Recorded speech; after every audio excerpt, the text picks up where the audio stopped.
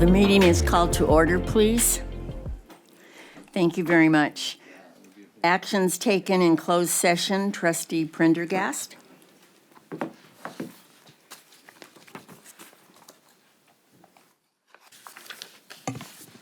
So regarding claim number 6585559, the governing board took action in closed session on a 6-0 vote. The board voted to issue a notice of rejection of claim pursuant to Government Code Section 913. The governing board further authorizes the Vice Chancellor of Business Services or her designee to issue any appropriate notices. Regarding claim number 601415, the governing board took action in closed session, and on a 6-0 vote, the board voted to issue a notice of rejection of claim pursuant to Government Code Section 913. The governing board further authorizes the Vice Chancellor of Business Services or her designee to issue any appropriate notices. Regarding claim number 668408, the governing board took action in closed session on a 6-0 vote. The board voted to issue a notice of rejection of claim pursuant to Government Code Section 913. The governing board further authorizes the Vice Chancellor of Business Services or her designee to issue any appropriate notices. On a 6-0 vote, the board took action in closed session to accept the resignation of a classified administrator without an appointment or contract with a specified term and to approve the separation agreement and general release as executed by the classified administrator and district, and has authorized the chancellor or designee to take all steps necessary to effect the decision. Those are all the actions from closed session. Okay, thank you. We will now have the invocation by Trustee Inman and the Pledge of Allegiance by Trustee Jamal.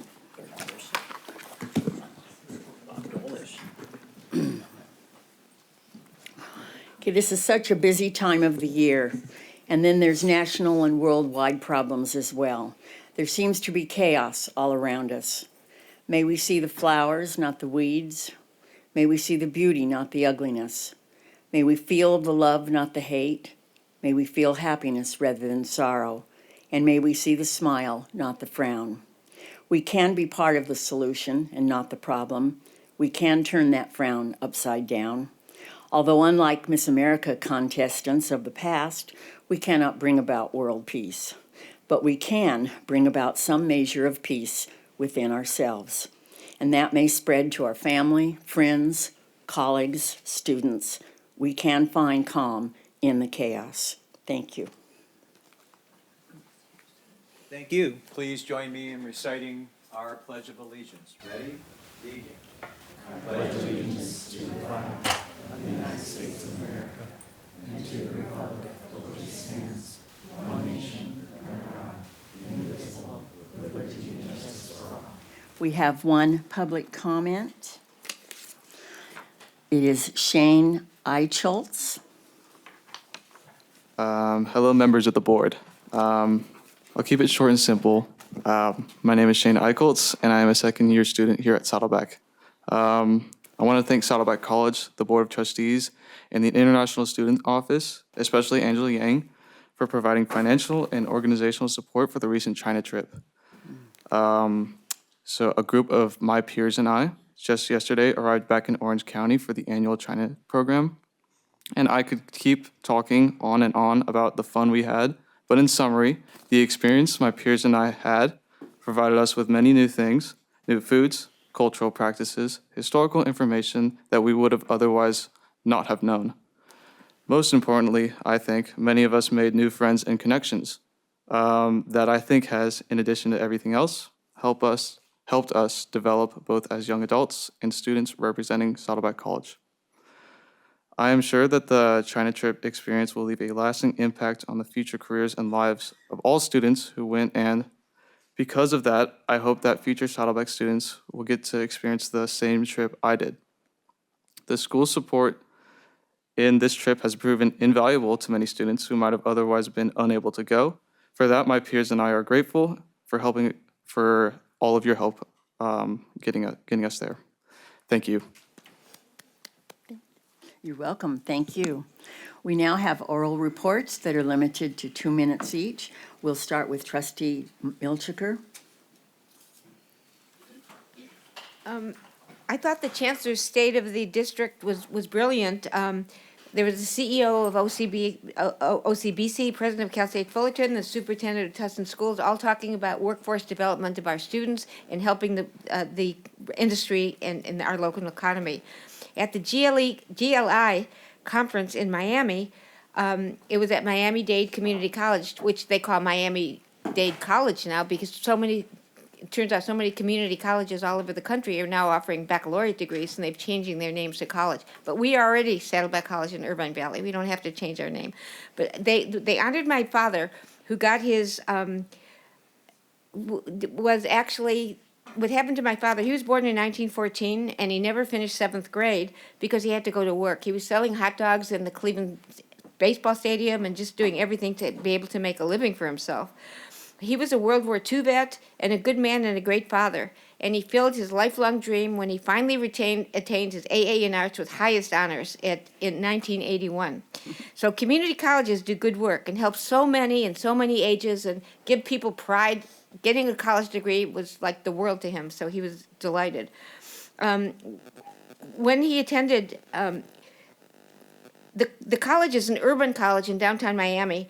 And we had a tour, and it emphasized students working in careers, and it actually immersed them in careers like graphics, business, and AI disciplines. And it was just a fascinating tour. And one of the things they emphasized is that trustees should know the percentage of students who have Pell Grants, pay tuition, workforce training, so we'd have it on the tip of our tongues when we advocate for our students. Thank you. Thank you. Trustee Bartlett?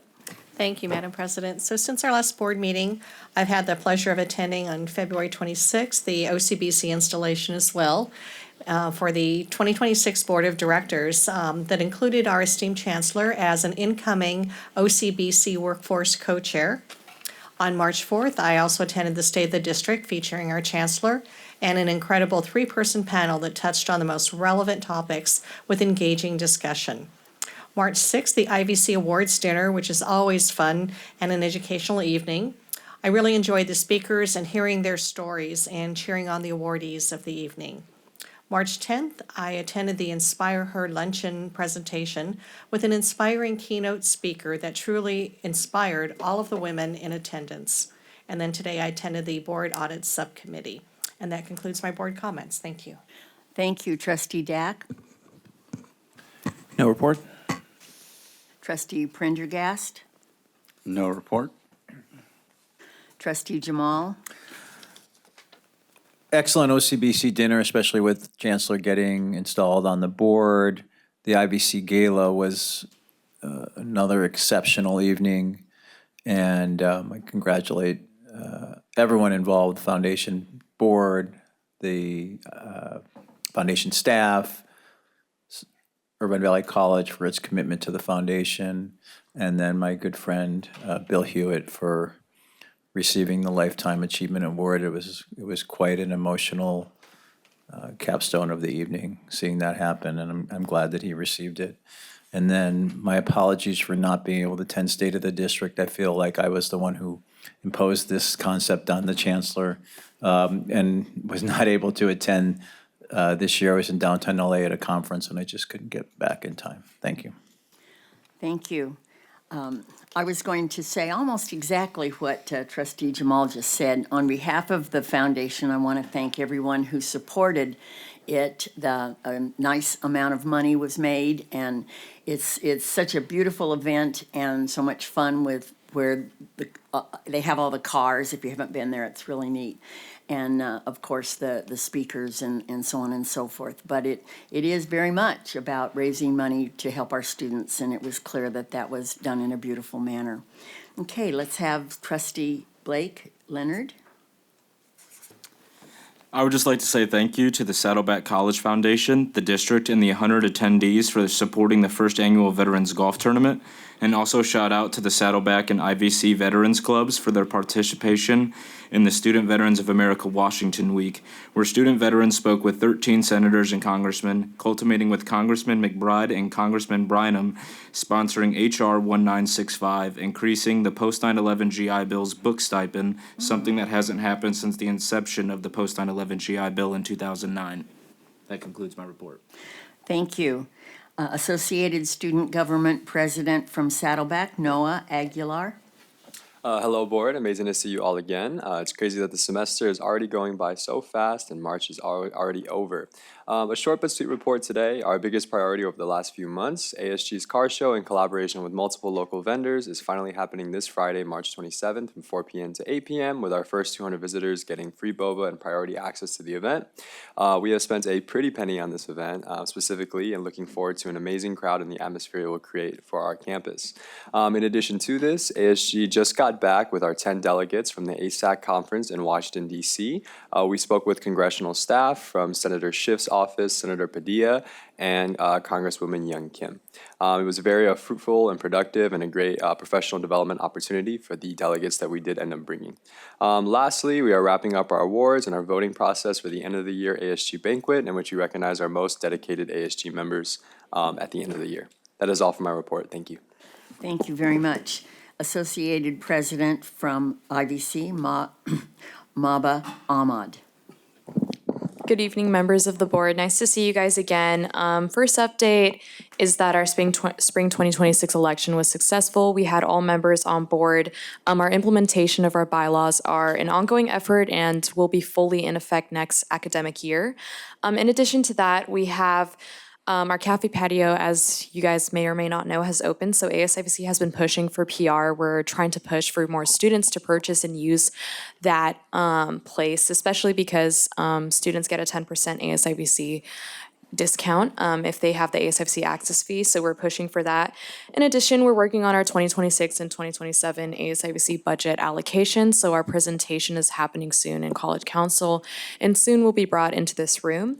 In addition to that, ASIVC did attend Celebrating Excellence event and it was amazing. We were able to give equity groups an opportunity to network and to have great food and to talk to administrators and all the different community members, so that was successful and amazing. In addition, I am taking on a project to, I guess, figure out how to get free printing across campus or just within like the ASIVC's capacity. So that's a project I'm pursuing with a group of people. So we'll see where that goes. And if anybody wants to support me from IVC, please let me know how. I really want to get this done. And there's a lot of students who unfortunately do not have printers at home. And this is another initiative I want to take up. And then 4 ASIVC delegates successfully represented ASIVC and Irvine Valley College when they lobbied at the DC trip. They lobbied with Dave Min and Adam Schiff. Thank you so much. Thank you. Saddleback College Academic Senate, Frank Gonzalez. No? Okay, thanks. Irvine Valley College Academic Senate, Rebecca Beck. Thank you. I wanted to provide a little bit of an update on the hiring season for faculty hires at IVC. It's going great. And I wanted to say thank you to our HR colleagues who are helping with that, primarily our HR specialists who are charged with managing the work of the hiring committees, also the faculty chairs, and also our deans. It's a lot of work. And having that structure makes it so that we are able to have good hiring committees supported, and also, again, looking at what is the best way to support our students, which is hiring full-time faculty. So thank you to all, and have a good evening. Thank you. Faculty Association, Robert Melendez. Yes, and this is a nice segue because I actually get the pleasure of talking about a faculty member that is retiring after being hired 35 years ago, with this district. So John Lasitra has been with this district for nearly 35 years and is a testament to the quiet dedication, intellectual rigor, and enduring belief in the transformative power of education. If you don't know John much, this kind of sums him up best in how he self-describes himself. He says that he is a mild-mannered professor by day and a devoted musician by night. And as a side note, his music is available on all streaming platforms, so you can check that out. In the classroom and counseling office, John's impact has been profound. A two-time Teacher of the Year at IVC, John's legacy is also deeply embedded in the programs he built and the communities he strengthened.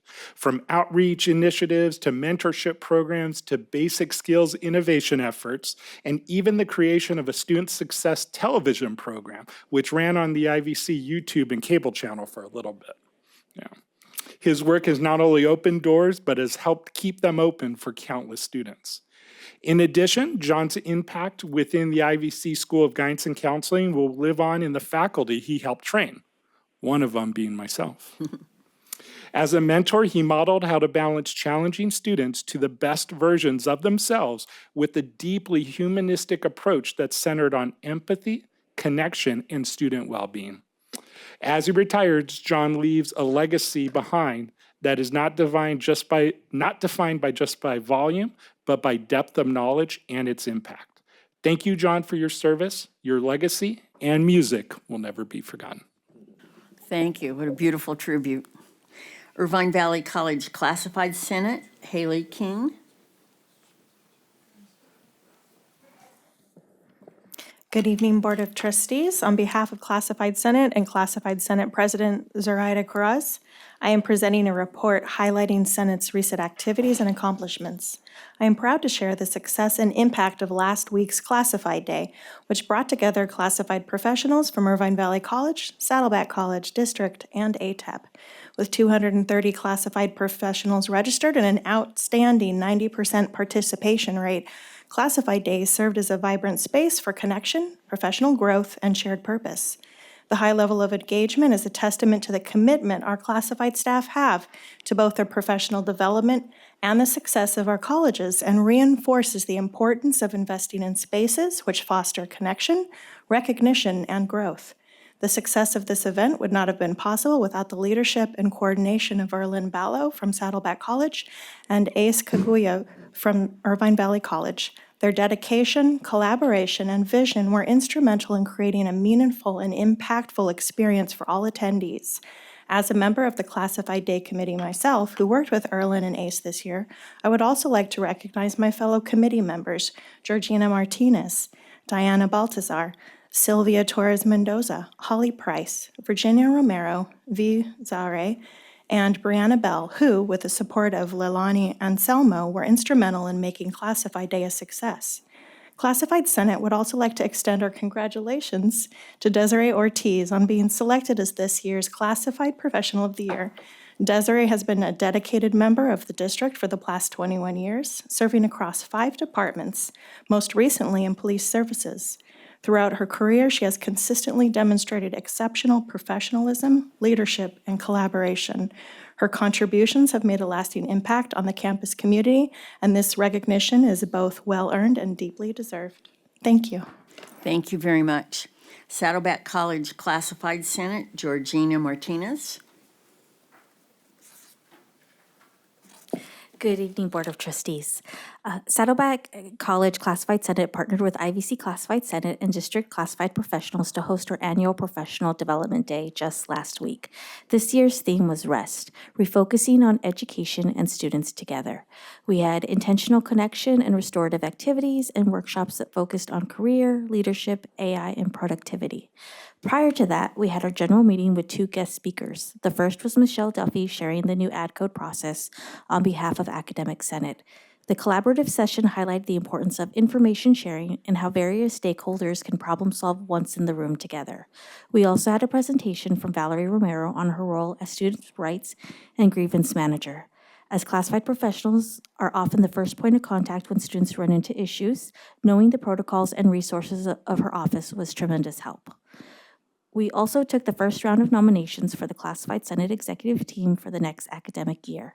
The second round of nominations will be recorded at the next meeting on April 15th, and we will hold a special meeting on April 29th for elections.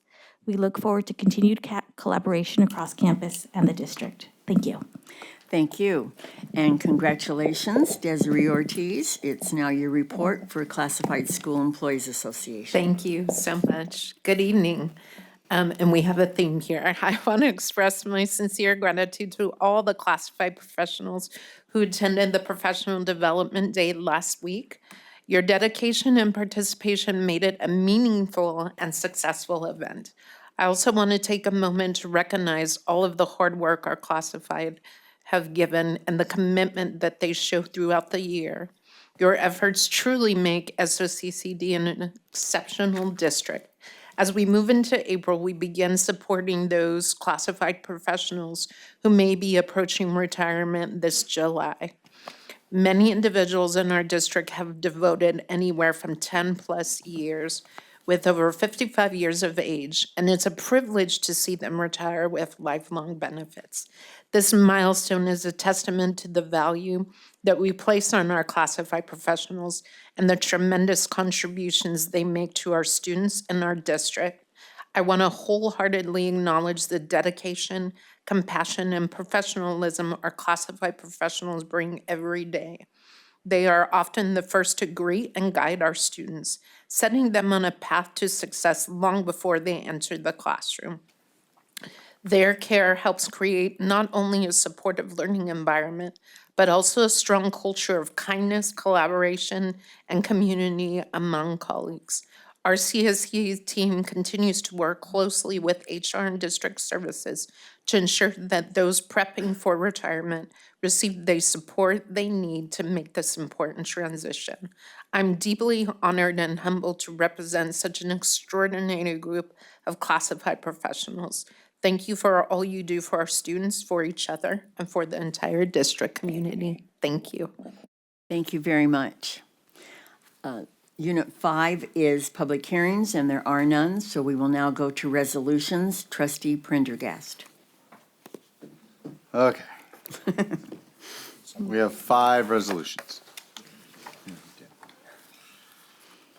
Agenda item 6.1, a resolution recognizing Community College Awareness Month. Whereas South Orange County Community College District, SOCCCD, is one of the largest community college districts in the region, serving approximately 60,000 students on 3 campuses: Saddleback College, Irvine Valley College, and the Advanced Technology and Education Park, ATEP.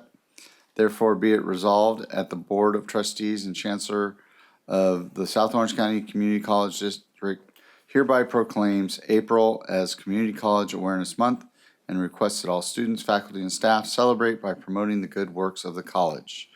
May I have a motion and a second, please? So moved. Second. Okay, is there any discussion or comments? Okay, let's vote, please.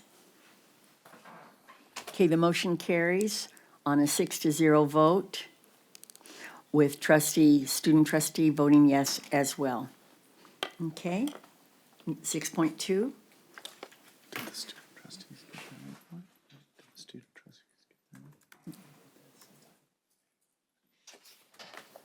All right, agenda item 6.2, resolution recognizing Earth Day.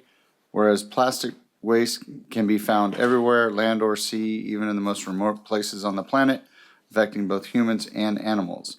And whereas humankind is currently facing tremendous global challenges, among them the need to manage an increased amount of waste, to which plastics will contribute nearly 12,000 million metric tons by 2050. Therefore, be it resolved that the South Orange County Community College District Board of Trustees recognizes April 22nd, 2026 as Earth Day throughout the South Orange County Community College District and encourages all students, faculty, and staff to use Earth Day to celebrate the earth and promote the well-being of the inhabitants of our district and protection of the environment. I'll entertain a motion and a second. So moved. Second? Been moved by trustee Dack and seconded by trustee Bartlett. Is there any discussion or comments? Okay, let's vote. The motion carries on a 6-0 vote, and also student trustee voting yes. Thank you. 6.3, please. Agenda item 6.3, a resolution recognizing a day of remembrance for the Armenian genocide. Would you like to read this one? You can read it. Okay. Whereas in the early part of the 20th century, between 1915 to 1923, the Ottoman Turkish Empire carried out a systematic destruction of thousands of Armenian communities through massacres and death marches in which some 1.5 million Armenians were murdered and hundreds of thousands more uprooted from their homes and ancient homeland. Therefore, be it resolved that the Board of Trustees and the Chancellor of the South Orange County Community College District hereby designates April 24th of each year as a day of remembrance for the Armenian genocide of 1915 and 1923, and be it further resolved that the Board of Trustees of the South Orange County Community College District hereby encourages the colleges and all employees and students to commemorate this crime against humanity. May I have a motion and a second? I'm sorry, who said motion? Motion. Okay, trustee Milchiker and seconded by trustee Leonard. Are there any other comments? Just a comment from me. So thank you for offering to allow me to read it. I appreciate it. I view this as an issue of humanity, as some of the other resolutions that are going to come up this evening. I'm a descendant of genocide survivors. As I've said to this board in the past, my grandmother was from historic Armenia, Turkey, and 8 of her brothers and sisters were murdered by the Ottoman Turkish Empire. And she ended up somehow surviving, one of the few survivors who ended up getting out of Turkey in Constantinople, Istanbul in 1923, and ended up at Ellis Island, and then started a life, ended up in the state of Michigan where I grew up. So, but it's personal, for me, but I think this is an issue of humanity for everyone. And I just want to read in part really quickly. The genocide itself, we use that word a lot, but it's actually founded in law. It's part of the UN framework, Genocide Convention, to which the United States is a party. And I just, want to read Article 2, just the preamble to it. So I think it makes clear what genocide is. Genocide means any of the following acts committed with the intent to destroy, in whole or in part, a national, ethnic, racial, or religious group. And that includes killing members of the group, causing serious bodily harm, deliberately inflicting conditions of life calculated to bring about the group's physical destruction in whole or in part, imposing measures intended to prevent births within this group, and then forcibly transferring children of the group to another group. So, genocide is founded in law. It is a phrase we use a lot, but I wanted to, make that point, and thank you for offering the resolution. Thank you. Any other comments? Let's vote, please. Okay, the motion carries on a 6-0 vote with the student also voting yes. Thank you. 6.4. Agenda item 6.4, a resolution recognizing Holocaust Remembrance Day. Whereas the Holocaust was the systematic state-sponsored persecution and murder of 6 million Jews and millions of other innocent victims by the Nazi regime and its collaborators during World War II, therefore be it resolved that the Board of Trustees of the South Orange County Community College District hereby recognizes April 13, 2026 as Holocaust Remembrance Day, and be it further resolved that the district calls upon students, faculty, staff, and community members to observe this solemn day with acts of remembrance and renewed dedication to confronting hatred wherever it may exist. We have a motion and a second, please. So moved. Okay, it was moved by. You want to move it? Okay. Moved by trustee Jamal, seconded by trustee Milchiker. Are there any comments? Okay, let's vote. The motion carries on a 6-0 vote. Okay, 6.5. Agenda item 6.5, a resolution commemorating National Arab American Heritage Month. Whereas Arab Americans have made significant contributions to the cultural, economic, and social fabric of the United States, therefore be it resolved that the South Orange County Community College District officially recognizes and celebrates National Arab American Heritage Month during the month of April and encourages all students, faculty, and staff to learn about and honor the contributions and achievements of Arab Americans throughout history, And be it further resolved that the South Orange County Community College District encourage the hosting of events, activities, and educational programs to raise awareness and celebrate the diverse heritage and culture of Arab Americans, and reaffirms its commitment to fostering inclusivity, diversity, and mutual respect among all communities, including Arab Americans, and opposes discrimination or prejudice based on ethnicity, religion, or national origin. Motion and a second, please. So moved. Second? It has been moved, excuse me, by trustee Jamal and seconded by trustee Bartlett. Are there comments? Let's vote. The motion carries on a 6-0 vote, with student trustee also voting yes. Okay, thank you. That brings us to item 7, Board of Trustees and the Chancellor. 7.1, okay, this is about the board. Do you announce it, or? The board election, Board of Directors election. Yeah, so each year, the California Community College Trustee Association has elections for their Board of Directors. So tonight, the board has the opportunity to determine whether or not they would like to either submit someone for candidacy for the board. There are currently 9 seats that are up for election. 6 of those have incumbents running. I read this as this is already the list, that the nominations already happened. Sorry. No, we vote on them, but 9 people are running and they have 9 seats. Yeah, I mean, it's. So I make a recommendation. This would have been our chance had we known. Yeah. Wait a second. Now, I've never seen a list of the whole thing. Are you guys saying that it's already occurred somehow? No. What does this say? We're voting on I it think this today. is where we're supposed to, Exhibit A has the list of candidates. oh, Those are okay. the list of the finalists. We vote on who we want to pick. Yeah, we had our chance to nominate someone Okay, a few board meetings ago. And I guess I'll make a motion in second so we can discuss it, or I'll Okay. motion to discuss it. No, second for discussion. So I'll just speak to the motion then. So the way I'm reading this is, it looks like they're doing something new where it's electronic voting, but do we individually go somewhere to vote electronically, or is it? No, we vote on it as. You do it.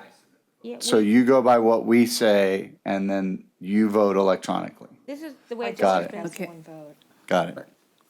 All right, so with that, I will, I guess, further motion that since there are 9 slots and 9 people and you can vote for up to 9, that we just vote for everyone. Yeah. Easy. Go ahead, Mark. I mean, there's no real election. I mean, there's Right. there's 9 seats Right. and there's 9 people Yeah. running. So- And it's not by area, so they're all guaranteed to Yeah. be seated. Yeah, Exactly. Go ahead, Marcia. No, let her go. I Let think her go. Lisa wants to say something, and I want to say, trustee Bartlett wants to say something, and I Okay. do too. Both of you, go. All right, thank you, Madam Chair. So we have the ability to do a write-in candidate if we so desire, but there are 9 seats, 6 incumbents running, and there are 3 additional candidates, so that fills up the 9 slots. But I was a little bit confused because, let's see, including Exhibit A, each CCCT member, community college district, meaning our college district, has 1 vote for each of the 4 vacancies. So where are the 4 vacancies? There are, I'm There's 3 confused with, vacancies, right? That is strangely worded. I don't know. I'm just reading the status Yeah. as it's outlined in Yeah. our agenda, and it doesn't make sense to I me. actually, Okay, trustee Milchiker? I actually emailed Agnes Lupas, who works at the, at CCLC. And she said that, I said, there are 9 candidates and 9 slots. And she said, I said, so we'll just vote for all 9. And she said, well, the only problem would be is if there's a write-in candidate and they get more votes than the candidates listed, which would not happen. Not gonna happen. Not likely. So I really think it's okay to vote for all 9 candidates. Okay, so trustee Prendergast, you had said that as a motion? Just, we vote for all 9? Yes. Seems. I think we I should send a haven't got- message and I only haven't got vote a for like second. 8 or 7, like just because Just it's shake it up a little bit. it's a fait accompli that they're all gonna win this election. Okay, but he made a motion. And All right. I still technically need a second. Yes, Second.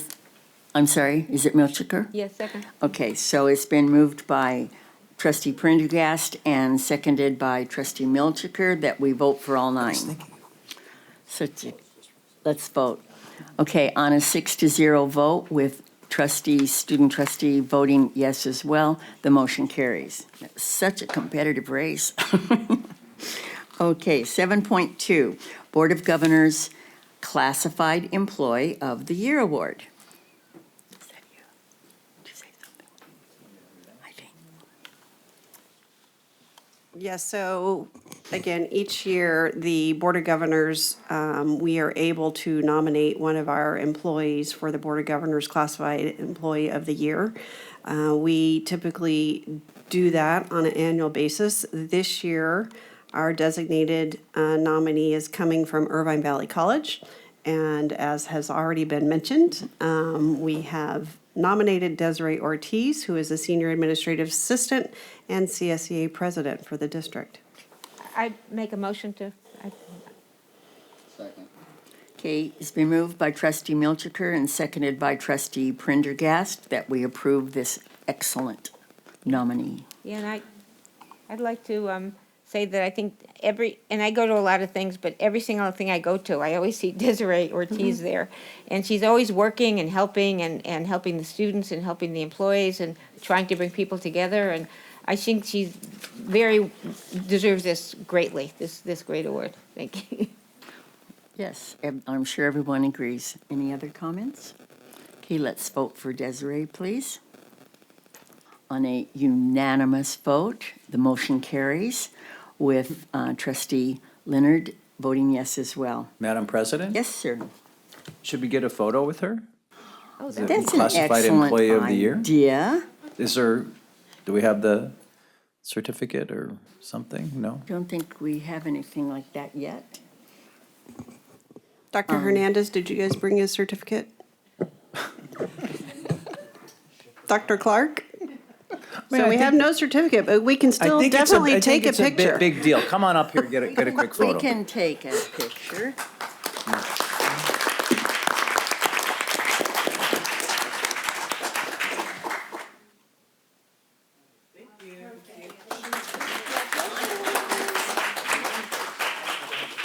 She will be getting something, it's just toward the end of the semester. Right. We just had to nominate her early because of the statewide role. We figured that. So we'll get to do this again. Okay, 7.3, Board Policy Revision for Review and Study. So moved. Second?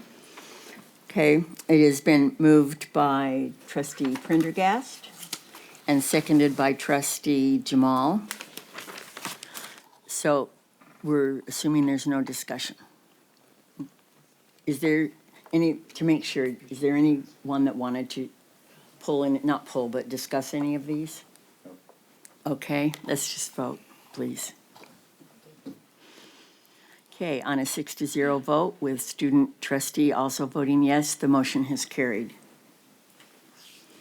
7.4, trustees' requests for attending conferences. Is there any discussion? Nope. Move the item. Okay, it's been moved by trustee Bartlett, Second. seconded by trustee Dack. Any discussion? Let's vote.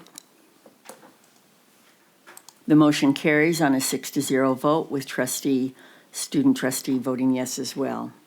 Presentations, area 8, there are none at this time. Area 9, consent calendar. Does anyone want to pull an item from the consent calendar? Okay, go slowly so I can mark them. I'd like to pull 2 items, 9.9 and 9.12. Okay, just a second. 9.9 is Bartlett, and I'm sorry, the second one, 12? 9.12. Okay, does anybody else have one they want to pull or more? Anybody? Okay, trustee Bartlett, number 9. Wait. Do a motion for the balance of the consent calendar. Okay, is there a second? Second. It has been moved by trustee Prendergast and seconded by trustee Dack that we vote yes, or we vote on the rest of the calendar. Okay, the motion carries for the majority of the calendar. Let's go back then. Trustee Bartlett, number 9.9.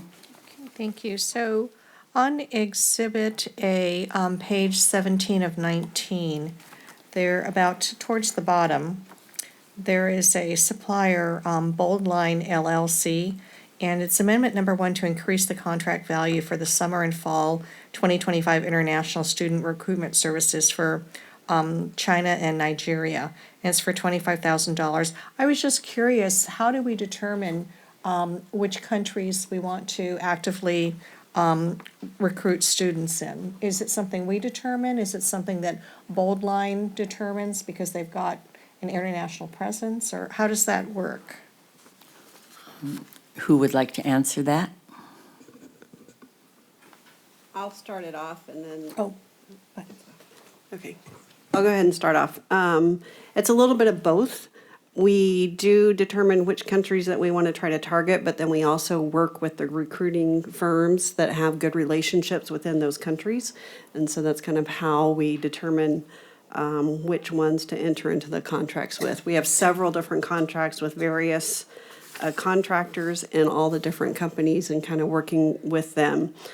Just so that you know that these contracts, they only get paid if they submit students to us and the students attend and complete a semester, then we reimburse and pay them for their services. So we don't pay in advance anything. okay. Are the classes the students attend, are they in person here or are they online? No, the students are required to be here in the country. Okay. And then depending on the countries, their students would have more or less resources. So if they come over from countries and they don't adequately have, housing and other basic needs, are those something that we automatically supply, or how do we support them? I'm going to turn to Dr. Hernandez. You want to answer that one? I'm assuming they don't just come here and erect a tent in the parking lot or something. No, they're required to show that they have the means to be here and to have the living arrangements. There's a whole visa process that they go through in order to do it. And I see Dr. McDonald, who's one of our vice presidents of Student Support Services. She will be able to answer it much better than I am sure. Yeah, and I just want to point out, I know this is a Saddleback College item, but similarly, both colleges have the same requirements to meet a minimum financial threshold for all international students. So I don't know if the vice presidents, plural, would like to respond.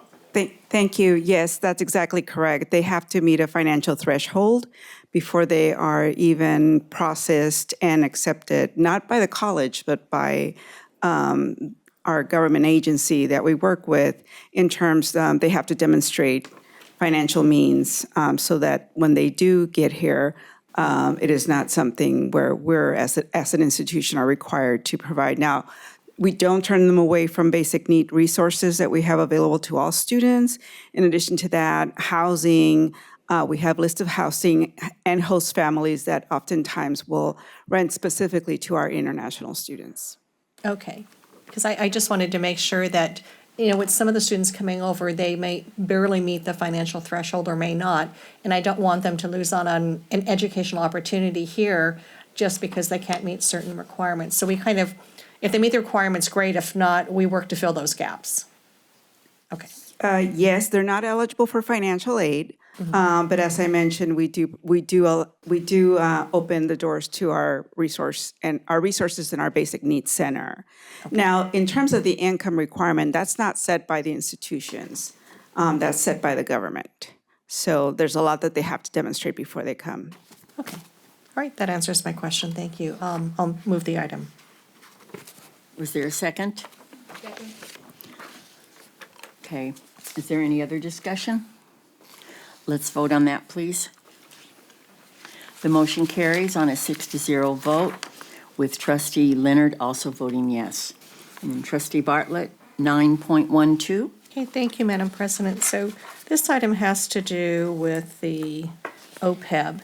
And in going through the numbers, I'm not a financial expert here, but is our OPEB overfunded? Yes, Okay, by 6%? approximately, yes. It's just under $12.2 million. So they call that a asset, an OPEB asset, yes. Oh, okay, that's great. I would rather have it overfunded than underfunded, so I think that's fabulous. Okay, just, everything computes then, and I'll be happy to move the item. Okay, second, please. Second? It's been moved by trustee Bartlett and seconded by trustee Dack. Is there any other discussion? Let's vote, please. Okay, the motion carries on a 6-0 vote, with student trustee also voting yes. That would conclude the consent calendar. Let's go on to number 10, which is being handled this evening by Mr. Efron. And so let's start to go through that. 10.1.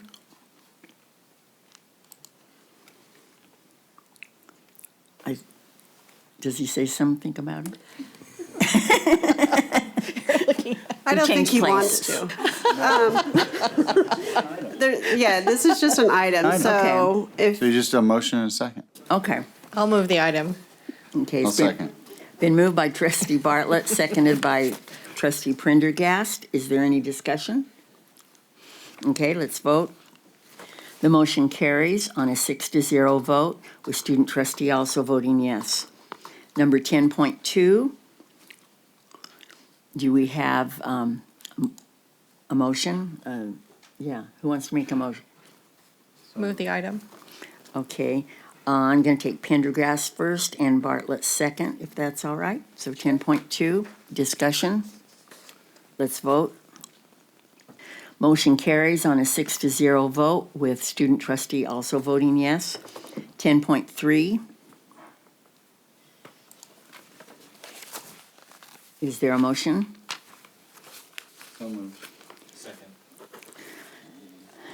It's been moved by trustee Prendergast and seconded by trustee Leonard. I hear a question. Yes, trustee Bartlett? Okay, thank you, Madam President. So on this item, I understand we have a 2-year contract that we're going to lock in with a fixed price with Constellation New Energy, Inc. And the other companies had a higher cost position, which I understand. And let's see. Okay, so under the fixed rate structure, we have the option to lock in a 2-year rate starting at about 8 cents per kilowatt hour, with a not to exceed rate of 0.09 kilowatt hour. So what happens if the rate drops? Do we then get a lower rate below the 0.08? Or is the rate locked in for the 2 years and it doesn't change?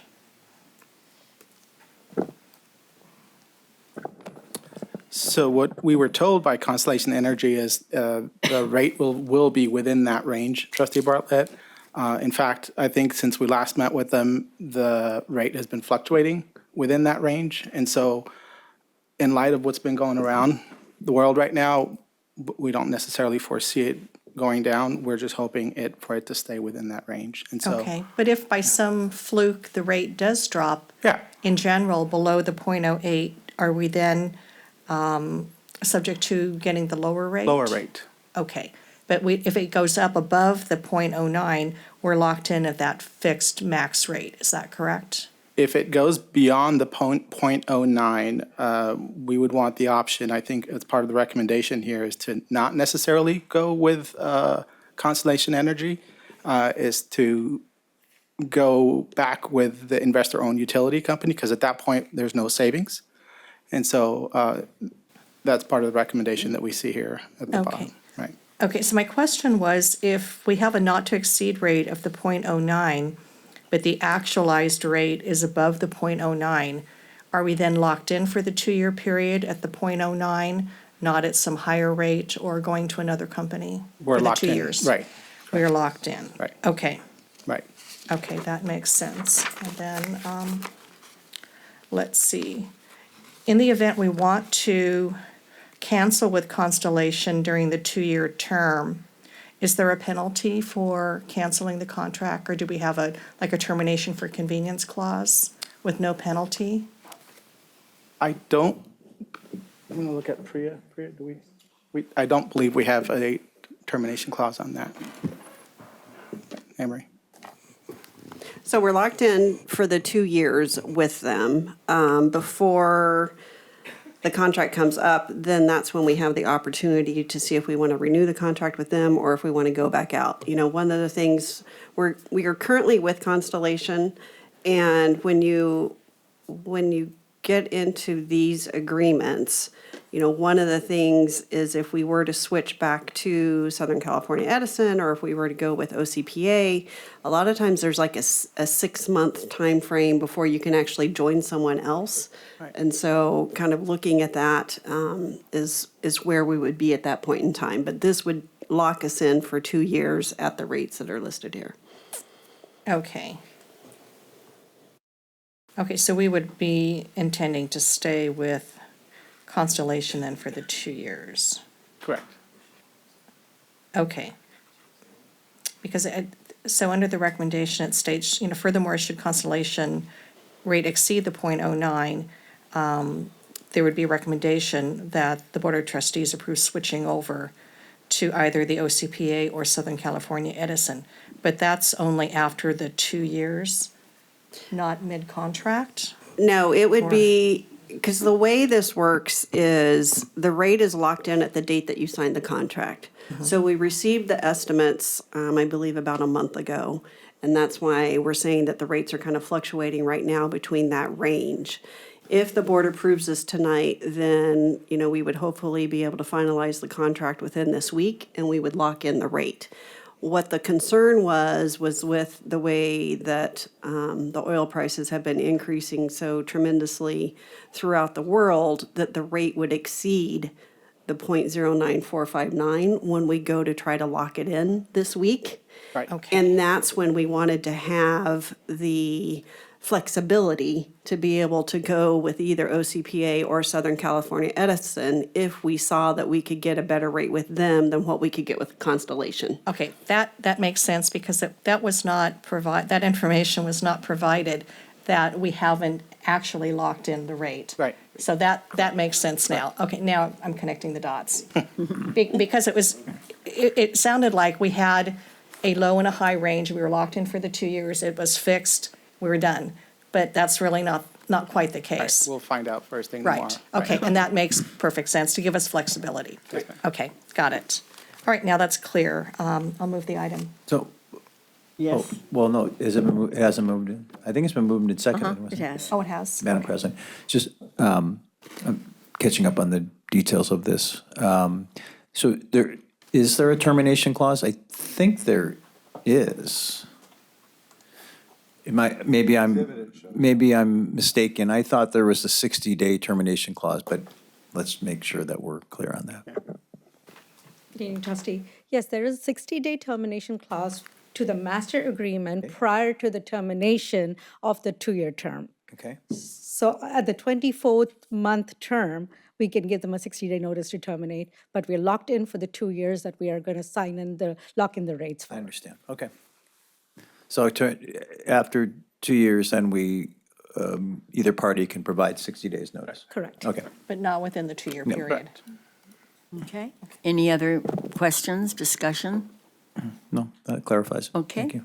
Thank you. Let's vote then. Okay, the motion carries on a 6-0 vote, with student trustee also voting yes. 10.4. So moved. Okay, it has been moved by trustee Prendergast and seconded by trustee Leonard. Is there any discussion? Yes, so we had an extensive discussion on this item during the last board meeting, and I'm going to ask staff, or in this case, one of our vice chancellors, to provide an explanation as to the rationale for the recommendation for the vendor, because I think it's the same as it was last month. So Yes, we did do further analysis based upon the board's discussion at last month. We contacted the second lowest bidder of the one that was interviewed. And based upon that discussion, what we learned was the bidder had underestimated the time and I would say labor that was going to be required to fulfill the requirements of the project. So there was a misunderstanding on their part of what we were actually looking for. Furthermore, they did not add anything in there based upon doing an analysis of the building condition assessment or the feasibility of doing an expedited schedule.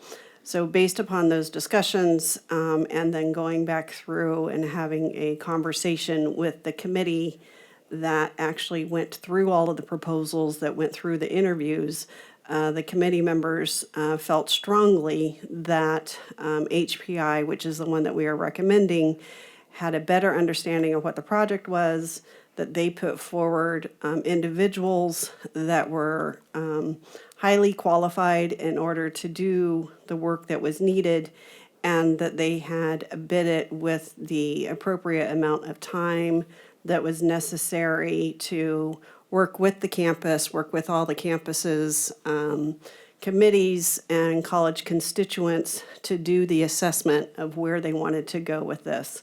We did show the breakdown on the hourly rate so that it's a little bit more comparable when you look at the hourly rates.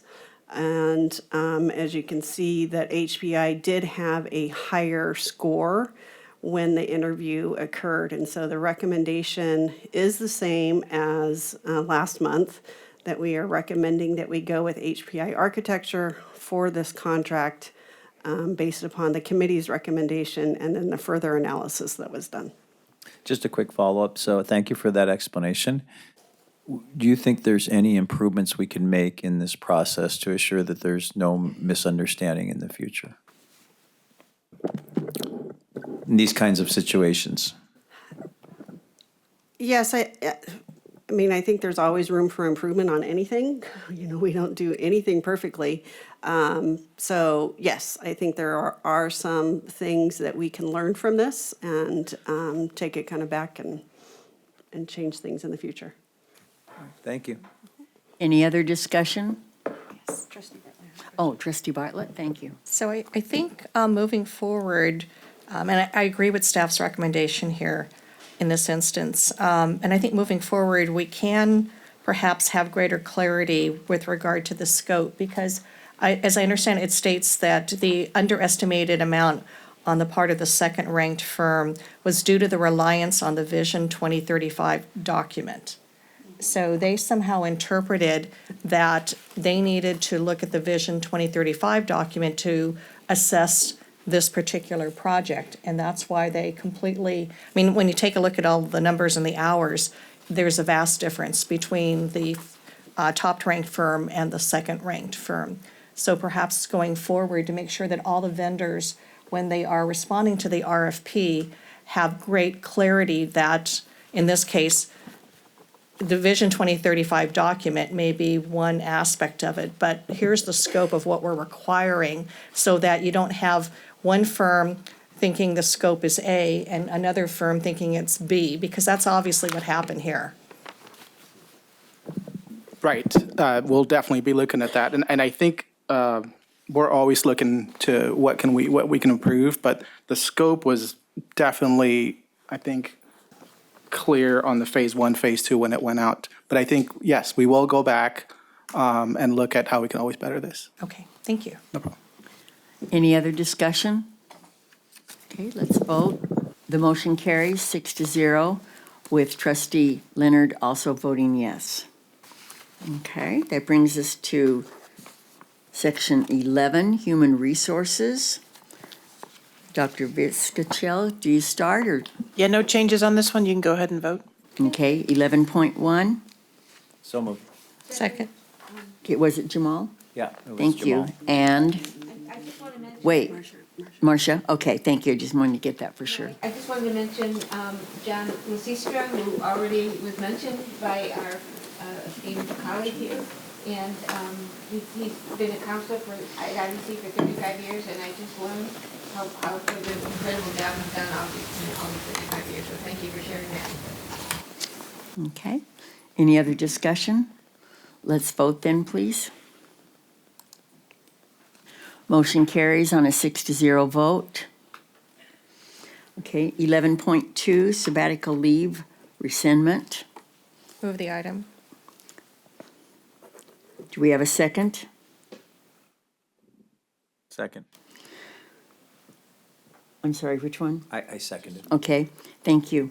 So 11.2 has been moved by trustee Bartlett, seconded by trustee Jamal. Is there? Doesn't Vice Chancellor Viscachill read out the name? No, not on a sabbatical okay. rescindment. But thank you, trustee Prendergast. Thanks for thinking of me. Okay, any discussion? Let's vote, please. Okay, motion carries, 6-0 vote with 6-0 vote, period. Thank you. 11.3, classified personnel actions. No changes. No changes. Any motion, please? Second? Is it trustee Milchiker and trustee Bartlett for first and second? Is there discussion? I just want to mention there's 4 classified employees, and I round this up, if it's like 10 years and 8 months, I just say the next month. So Joaquin Esperanza, custodian for Saddleback College for 17 years. Microphone. John Oropalo, maintenance worker, Saddleback College, 15 years. Oh. Did you hear me, what I said? Now we can. Okay.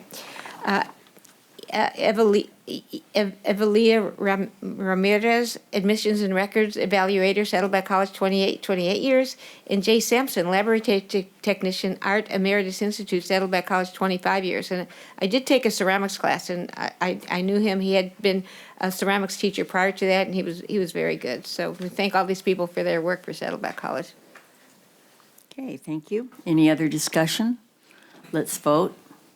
The motion carries on a 6-0 vote.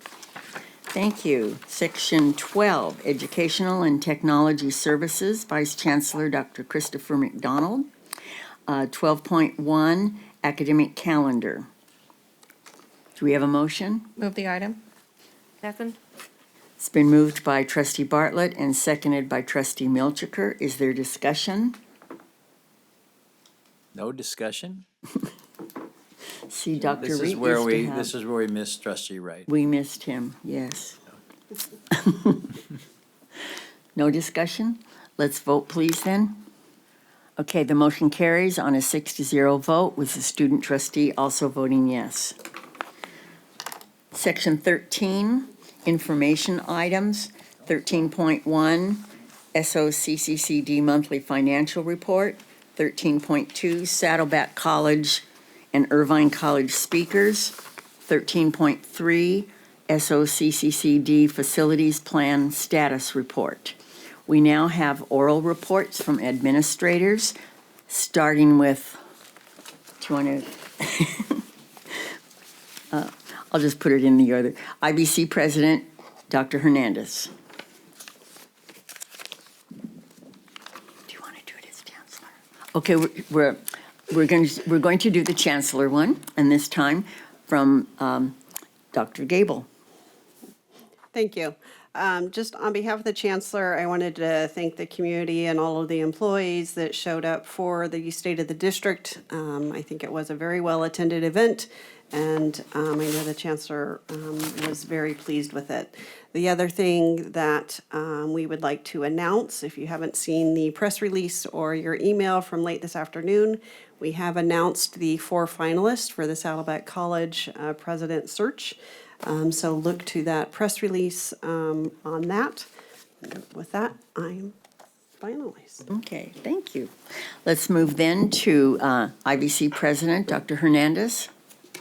Thank you, President Inman. I wanted to congratulate one of Irvine's educational partners from Tustin Unified School District, Legacy Magnet Academy, that was recently selected as an exemplary dual enrollment awardee. Great. And this was comprised of a selection committee with representatives from the California Coalition of Early and Middle College, the Career Ladders Project, the California Community College Chancellor's Office, and the California Department of Education.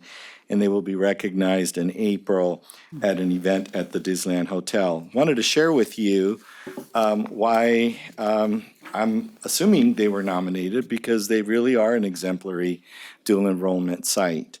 Year to date, 25-26, which does not count summer, Tustin Legacy has enrolled 1,752 students in dual enrollment, representing an unduplicated head count of 841 across 57 sections with an FTS earned of 207.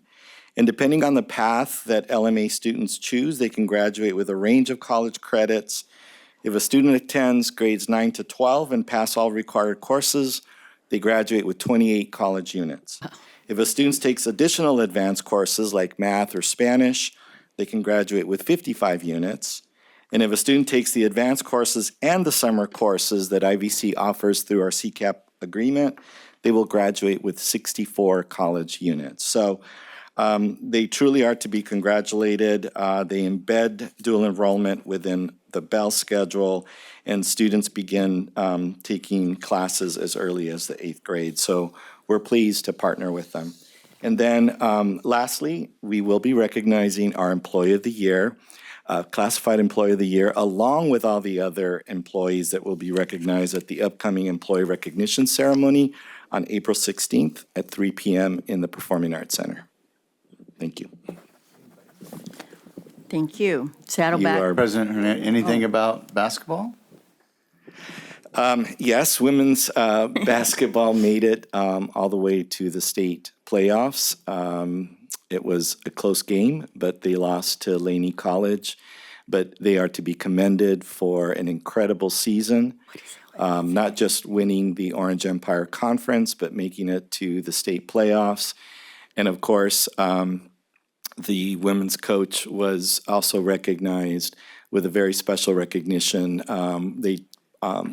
They provide, and I'm blanking on the name, my apologies, but they do, it's named after someone, a coach from the North and a coach from the South. So all the way around, maybe not the outcome the players would have hoped for, but certainly a season to be very proud of. Thank you. Saddleback President, but right now Vice President Garcia. No report. Okay, Vice Chancellor Chris McDonald. No report.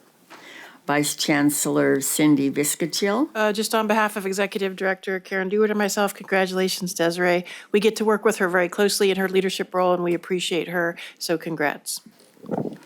Thank you. And Vice Chancellor, one of you, either one. Yes, Anne Marie left me with a report, a 40-page document here, so bear with me. We'll rest. Just no report, sorry. No report. That was very quick, 40 pages. Okay. Well, thank you very much. And I believe we have done our work for this evening. And is there anything else? No? Okay, the meeting's adjourned.